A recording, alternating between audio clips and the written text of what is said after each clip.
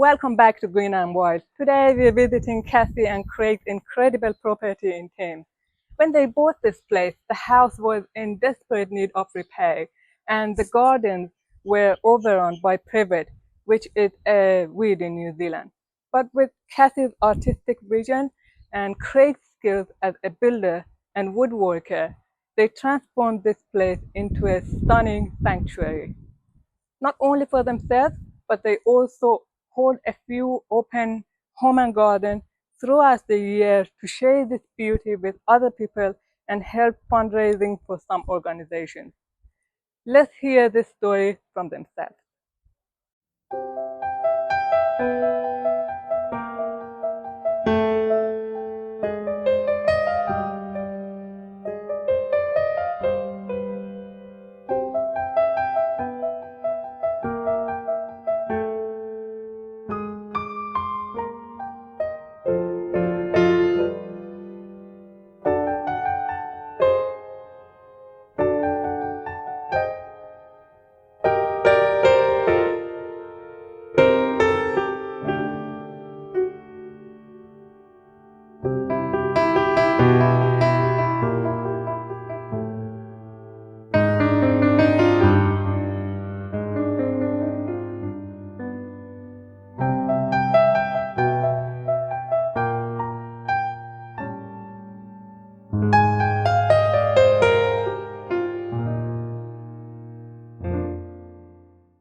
My name's Kathy Bell. I wasn't into gardening very much when I had my other house. It was more natives and shrubs and things like that. Definitely not flowers and roses. And then I fell in with this house. We brought it, and there was no gardens, just trees right down to almost the house. So we had to start from scratch. So my learning curve is over the last 33 years has been a lot. I've gone through a fair few plants, but I'm just into roses, love my roses, and just cottage plants basically. So until I moved in here, I really wasn't a gardener. My mum was, but not me. So it's just evolved, learn by trial and error and help from friends and advice where I needed it. Lot of hard work. It's a big section, and I'm retired now, so it takes me a little bit longer to get around the place. And everything's not perfect, and that's fine with me. I don't want a pristine garden that I have to be at it because I have other interests as well. So it's just not perfect, but it's my garden, and that's what I like. Do I say that I hate gardening? If you want to, it's your story. Hi, my name is Craig Bell, and we've been here 33 years, and it's from when we first came here to now, you wouldn't think it's the same place. It was at the back here, it was over 2 meters tall with weeds and unlivable, ungardenable. We found gardens that existed years and years ago, but Kathy's the gardener. I'm the constructor. I'll do the hard yakka, the real hard stuff, and then and we both used to do it together. But as time goes on, you get other people to help you. But yeah, the Kathy designs most of the things around the garden and where things have got to go, what's going to be formal, what's not. But no, we the way that we have it now, and we sit and have a cup of tea and talk about it, and then maybe for 2 or 3 years we might talk about it, and then we do it, and then it has been a design and build as you go. You'd understand that.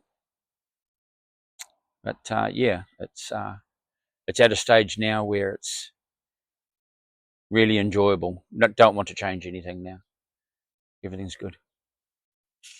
When we first moved in, it was like, as Craig said, it was just all weeds. We spent quite a number of years until we decided we would get married, and I said, right, we'll finish the house. You know, things just amble along until you suddenly make a decision. And in 11 months, we did the house and most of the section, not quite how it is now, but suitable enough to hold our wedding in it. And because I'm into Victorian era, it was going to be a Victorian wedding. So that was our first wedding here. We have had others here. They've come and asked if they could have their photos done in the garden, which was really good, eh? Mm. And we sort of evolved. It got bigger because behind us here is a graveyard, because before the house was a church. So that was demolished and then the house was built. So we have our own little graveyard up there. Only a couple of headstones left. For some reason, people like to take headstones away. But we've looked after them. We've put them on the Archaeological Society's list so that people know that they're there. One of them is the 1872 and 1875. So they're quite old. But we've worked our way around that. We've got steps going up there with a little seat up the top, which I need now, time I've climbed the steps. And we've basically from there, once everything was finished, we got asked to have open homes, not open homes, house and garden tour. And come on, okay. Sorry. The first one was Rotary when they did their fundraising for the garden hospital, and there was an almighty rush to get things done, but it worked out well. We had 375 people through in 2 days, and we found we really enjoyed it, didn't we? I mean, everyone was, well, our house is a bit of a museum with all the collectibles in it, so, and everybody loved it. And there was the people say, oh, I remember this, I remember that. So it sort of became the thing, and we had a lot more groups through, and we have few home and garden tours in the last 2 years. Whether we'll do it again, I don't know. A lot of work. It is a lot of work. People don't realise probably, and as I said, it's not perfect, and that's the way it is. They enjoy it for what it was. But during the time, there was a lot of hard yakka where things went wrong, and like there was an old tin garage where our one is now, and that needed to come down. Well, the poor digger driver pushed it down. It was right in the middle of it, just as it went boom, down to the side. He had to race out the door. Yeah, but yeah, it's just been an ongoing project, which we love. Well, I love being out here, especially in the evening, when it's cool and I can just potter around and do a little bit here and a little bit there. Craig usually comes out yelling at me, you coming inside or not? Time you came in. But it's nice to be able to come out and just enjoy your garden. This is just my cottage garden style, just throw it in. I'm not a design sort of person. I pop my plants in wherever I think there's a hole for them, and Sometimes it works, sometimes it doesn't.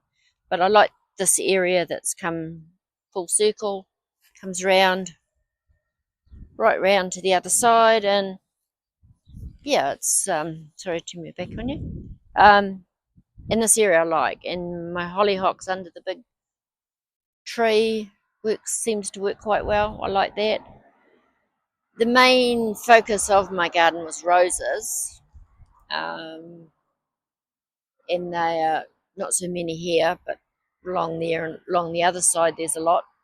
I've got probably close to 100 roses. For me, it's a necessity. It's my outlet, along with my embroidery work, are the two things that I love the most in my house, of course. We do have a little veggie garden as well. But yeah, I don't think I could see the house without a garden. It's not just, It would be a house, not a home. yeah, it would be a house, not a home, as you said, yeah. I said before, I'm not the gardener in the house. Kathy is. Maybe as a child forced to weed gardens if we wanted Dad to take us anywhere as kids, and after I left home, that's the end. No more gardening for me till I met Kathy, and then that changed quickly. But no, it's the way that we've got it, and it just couldn't be without a garden. It would just be a very boring, plain villa, and that'd be it, you know. But yeah, it's as Kathy's pointed out, the work. Oh, can we have a home and garden sort of visit and bring some clubs through, and that's nice. And then it sort of, you look at things around your house and you go, well, we better tidy that up, and we better tidy this up, and then it's, I think one big garden. It was over 2 days, wasn't it? Yeah, that was right. We replaced the side of the cottage down there. We built new pergolas, or rebuilt them, because the old ones that I'd built 25, 30 years ago were getting a bit tatty looking. And we just added touches and redesigned it and made archways like here, and yeah, it's a lot of fun, but hard work. And when you see people, there's video, and people take videos and pictures, and other garden groups and things, and when you view them later, you go, wow, that's our house. And that's the cool thing. And people tell us, oh, are you going to downsize as you're getting older? No, we won't. No, I think the gardens might be let loose a little bit, maybe, but no, we're not going to move. Why would you? You know, you put heart and soul into a place, and yeah, it's not for monetary gain. It's for enjoyment. It's a family home. It's our family home. And when we're gone, hopefully the kids and the grandchildren will carry on, you know. I think the thing, if you want to come into a new place, you want to start a garden, start small. Just, I mean, this garden has changed so much over the time we've been in here. I've changed areas because I didn't like them. It's just trial and error, and I think that's the only thing you can do. And then you'll end up with something that you really like and want to stick with. The other thing is, join a garden group. Honestly, they are so great. They have so much knowledge between them that it's quite good to be able to pick somebody else's brains and swap plants. And but on a whole, I think you start small and get big if you want to. We've sort of got bigger than we probably needed to, but we enjoy it, so that's fine. And each person's got to look at how much time they've got. I mean, gardens are a lot of time, and people who are working full time, it's not possible. They could start out with a few pots and add to it from there. Yeah, but just enjoy it. Don't make it a big chore. And I think that's a secret, is just enjoy your garden. Whether it's got weeds in it, or it's got half a dozen plants or 100 plants, it doesn't make any difference, I don't think. It's just to enjoy and relax in it.